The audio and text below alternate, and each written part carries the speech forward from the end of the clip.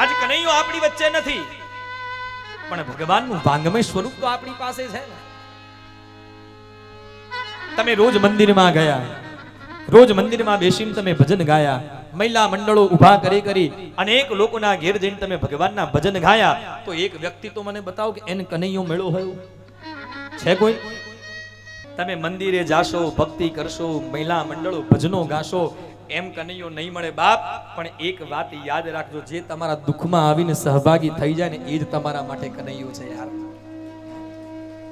ભગવાન કૃષ્ણ તમારી પાસે આવશે, નહીં એને મોર મુકટ ધારણ કર્યા હોય, નહીં જરકસી જામા ધારણ કર્યા હોય, નહીં એને પીળા પીતાંબર ધારણ કર્યા હોય, નહીં એ મુખ ઉપર મોરલી ધારણ કરી હોય, કનૈયો એમ નહીં મળે.